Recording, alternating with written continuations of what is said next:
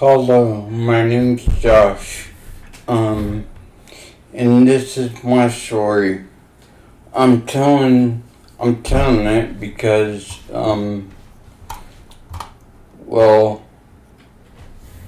to help with, to help you understand, because I'm gonna be putting some other stuff up on YouTube, and this is for anybody who's, well, this would probably mainly help people who are disabled or who have trouble,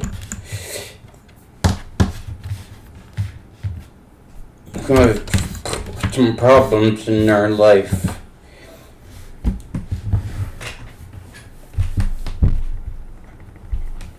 And it would mainly just be to tell other people that they shouldn't be mean to people who are different or disabled or have other problems, because I think personally that everybody has a disability, but not all disabilities are visible. Like, you might have a disability, like you don't understand math that well, or you don't understand English, or there could be a number of different things. Millions of people have disabilities with their eyes. They can't see. They have problems seeing. They have to wear glasses. You know, but I mean, people who are disabled are just like you. You know, they they're different. They can't walk or talk or whatever, but they have needs. They have feelings, just like you do, and so making fun of them will make you look better in some people's eyes. Those people are just like you, and they're dumb and they're not nice. But people who are really people who are real, making fun of other people will make them dislike you, because being mean to people is not nice and it's not cool. And people who are real will tell you that. Like I told you, my name is Josh, and I'm going to tell you my story. I don't know if I can do it in 30 minutes. I don't think I'm going to tell you everything, because you don't need to know everything about me. But I'm going to tell you most of it. I was born in 77, so that means I'm 45. I really don't remember much about when I was younger. I remember I was born in Laconia, New Hampshire, at Lake Regions General Hospital. I was probably born about 4:30 in the morning. I was breech. My mom was in labor for I don't know, different people say different things. I was told she was in labor for 12 hours. My dad said she was in labor for 36 hours or something. I don't know. Anyway. So they used forceps to pull me out, and they hurt me. I came out with a split eyelid, and needs to say, things didn't go well, and the hospital knows they messed up, and they sent us the bill, and it was,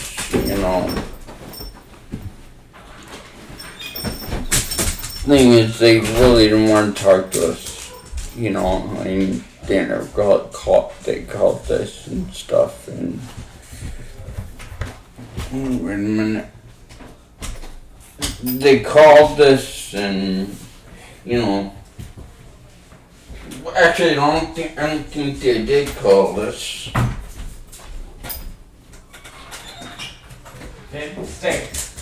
Stay. They sent us the bill, and we never heard from them again. But that's really not where my story starts. So I remember a little bit about when I was younger. I remember my dad went to school at Howes Anderson. He graduated in '83. So I did kindergarten and him at Hammond Baptist. It's in Schererville, Indiana, and then we moved to Maine. I remember we lived on top of the school for I think a year or something. I don't remember exactly what happened. And we were there for a while, and then we had to leave because of some things that happened. I remember I did my first grade in Maine, and then we moved to another part of Maine. And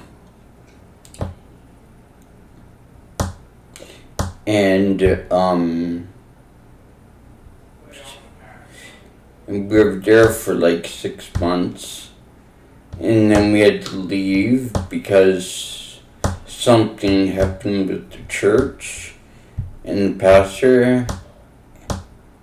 And then I think we moved to Connecticut. We were there for a couple years. And then we had to leave Connecticut because something happened with the church and the pastor.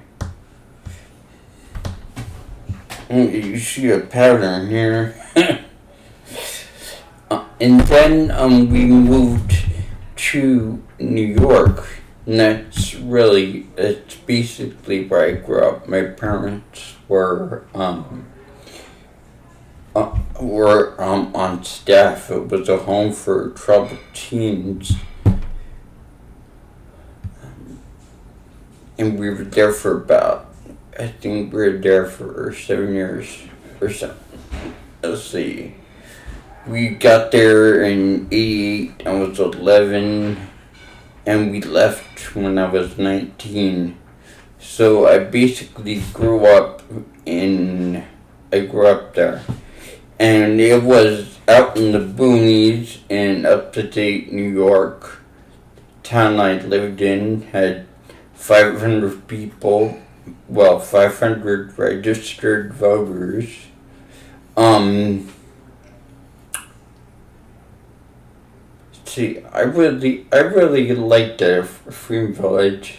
My parents say I used to complain all the time, and I guess sort of I did because the staff kids didn't like me very much because I was different. I remember I forgot to tell you. By the time I was 3 years old, my parents knew that there was something wrong.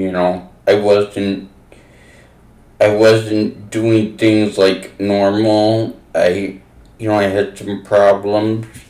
And so they took me to Dartmouth Hitchcock in New Hampshire, a well-renowned hospital, and they did some tests, and because my parents thought I had CP, cerebral palsy, and they did some tests, and they came back and said it could be cerebral palsy, but we don't think so. We don't know where.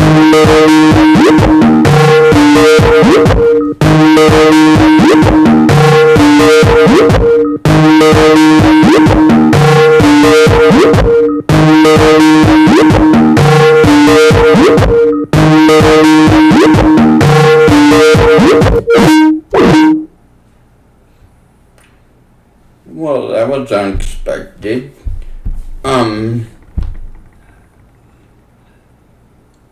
Let's see. Where was I? Oh, yeah, and so, because I was having problems with balance. And so, at Free Village, the kids, some of them made fun of me, and they didn't want to be my friend because I had trouble with my balance sometimes, and I had other problems, and so I wasn't normal. But I mean, it was basically, I did everything, pretty much fine. I was out the country, so I rode my bike all over the place. I mean, I rode it for miles and miles. I rode home every day.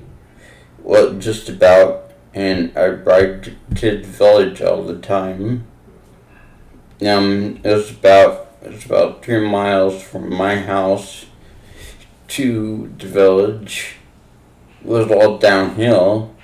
So that meant going home was all uphill. And at first I couldn't do it, so I had to walk uphill, but then eventually I got so I could ride uphill. And, I got so I rode my bike everywhere. Occasionally, like, I would lose my balance and stuff, and I would fall down, but, it wasn't anything big. But, so I didn't really have a lot of friends with the staff kids. I mean, the one friend I had, I remember in the early days, I was there, Doug Rife. He was like one of my best friends, and I remember when he was there, we used to do everything together. He used to just come over to my house all the time and sleep over, and I go over to his house, and we had so much fun together. We used to play, and we used to do everything together. We were so close and such good friends. But then his parents eventually left, and don't really have friends. But with the program kids, it was totally different. I mean, the program kids, they all wanted to be my friends, especially the girls. I never had a girlfriend, but I had tons of female friends. They'd all sit around and talk to me and tell me all their problems, everything. And anyway, it was a lot of fun. And my parents, um, my parents, they were really involved in the lives of the program kids. My dad was a teacher and the principal, and my mom was his secretary sometimes. And it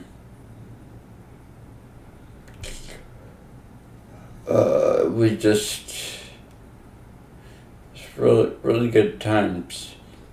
And I remember after a while a new person came on the scene.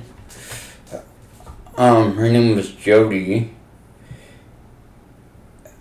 She was. It was funny because she was like so. She was like so sophisticated.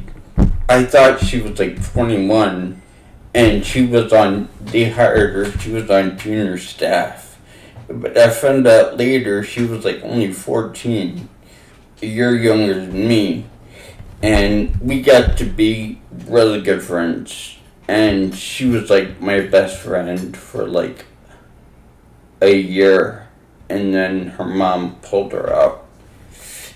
But that was close to the time that we left too.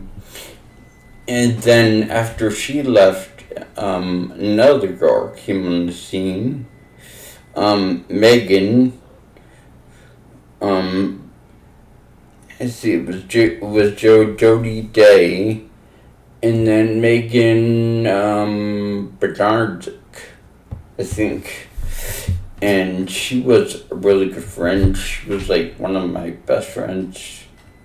And we used to sit around and talk and stuff. And she was a really good piano player. I mean, she played classical pieces all the time, and she played for the church. And then I remember I don't know. I think it was in '96 we left Free Village, and so we are right before graduation, and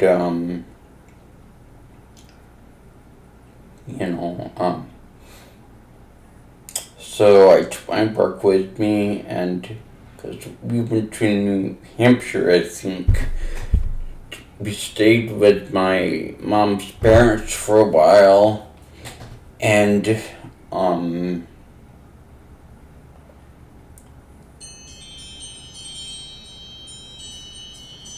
shoot, getting my pills.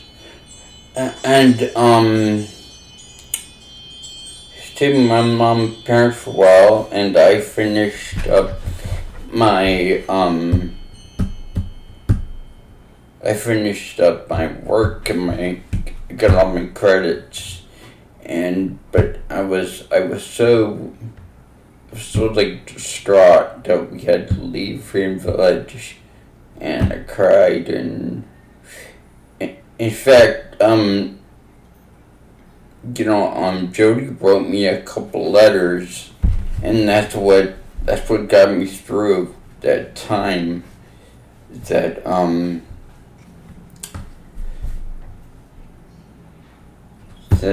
I was upset because we left Free Village and I was missing everybody. And so pastor said that I could come back and graduate with my class, which there was only Katie. She was the only one in my class for the decades. And so we came back for graduation. As soon as we got back, I knew it was a mistake, because it'd been a while, and all the kids, most of the kids were new, and the staff people out there, they didn't treat me the same. They treated me like a visitor.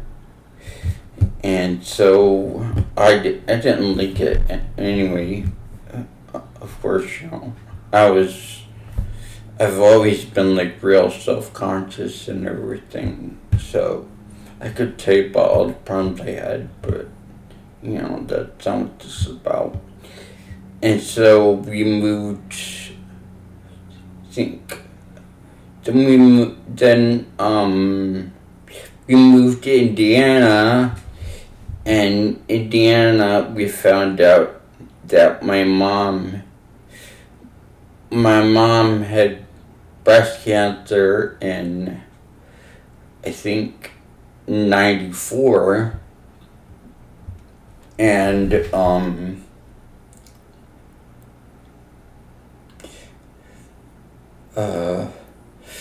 they said they got it all, but they didn't. There was cancer in her lymph nodes, and so they kept giving her mammograms, but they didn't find any cancer. It's because the cancer was not in her breasts anymore. The cancer moved. And so in 96, she got sick, and the doctor was like, "You've had breast cancer before, but you've never had a chest x-ray." And she said no. And they took a chest x-ray, and her entire chest and abdomen were full of tumors. And so Brother Hiles, he was pastor at the time at Fruit Baptist, he sent us to a friend of his in Kansas. So I was in Kansas for a while, for like six months, which was really cool. Kansas is a really nice state, and the kids there in that church are probably the most friendly kids I've ever met. They took me in right away. They took me and my sister in right away, and we felt like part of their family. And that was my real first crush, I guess. Well, it was more of a obsession, I guess. I was like 20 at the time, and I was staying with this family, and so I was just, I got my first computer when I was 16, and from then on I was hooked, and I wanted to learn as much as I could about the computer. And I was always a big time gamer. I still am, even though I'm not good at it at all.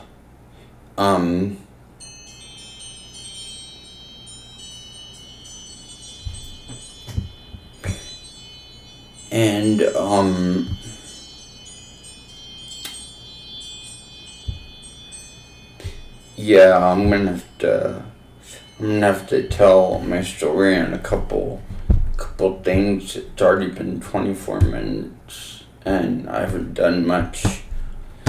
I need to talk quicker. And see, where was I at? Sorry,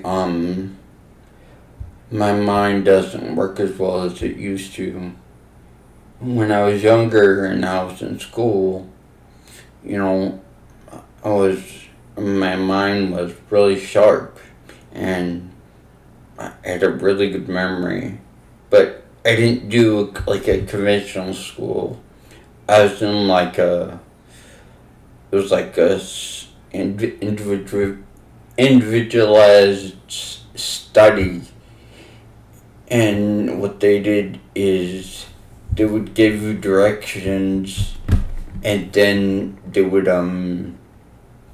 like do a couple exercises, and then they gave you a list of like a page of exercises, like in English and word building and math and stuff. And so then you would fill out that yourself. And so I did really good in that.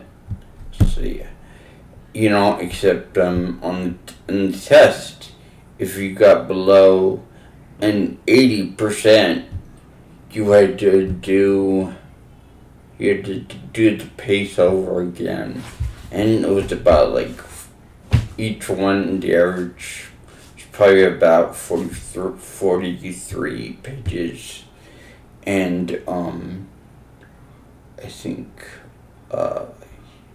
yeah, you were supposed to do like 12 of those in each subject every year.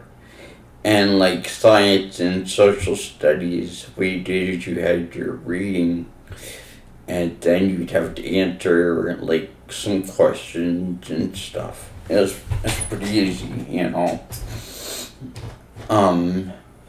I think my sophomore year, I think I got the highest average of a 97, and then my junior year, I got another trophy for the highest average of 95. I mean, so it was pretty easy, for me, because I had really good memory, and I was real thorough with all my work. And so, like I said, I graduated in 96. Well, anyway, so, we're in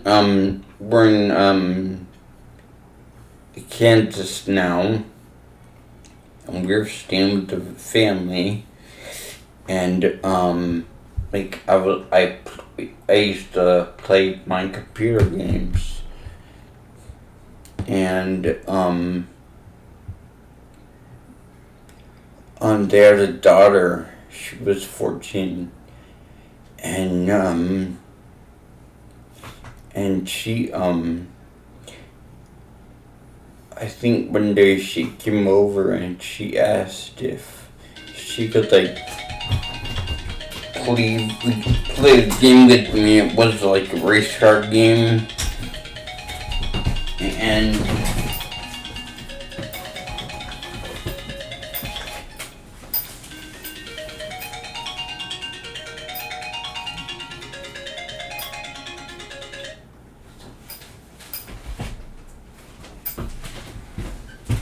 from that time on, she played a lot of games with me, and it's at that time that I started looking at her, and I realized that she was really pretty, and we'd go outside and different things. She had a couple brothers, and we used to do stuff. And like I told you, we were there 6 months. And then we left because we were going to stay there, but my dad was looking for a job and he couldn't find one. But he was also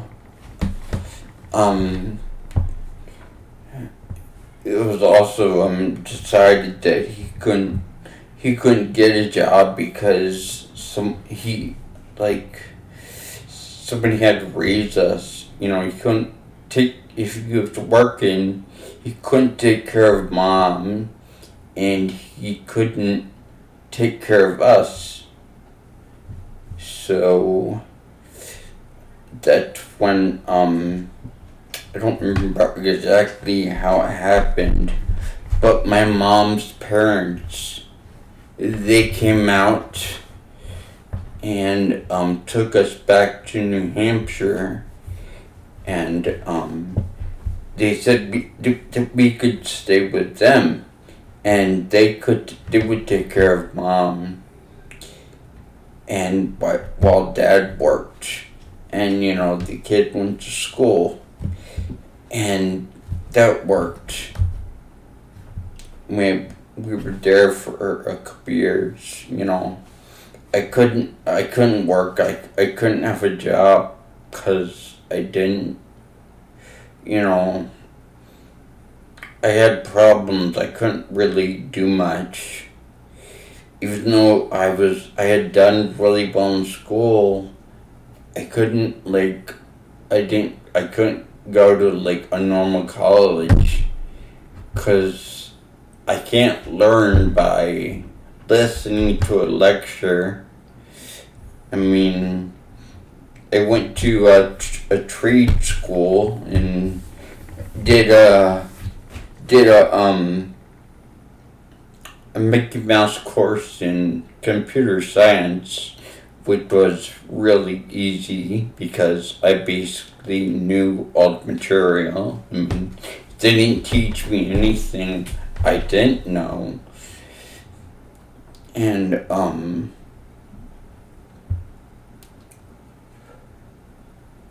so basically I just stayed home with Mom,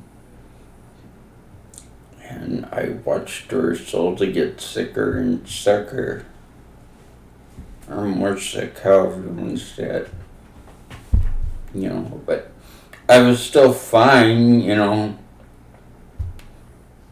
I didn't. I wanted to spend all my time on my computer.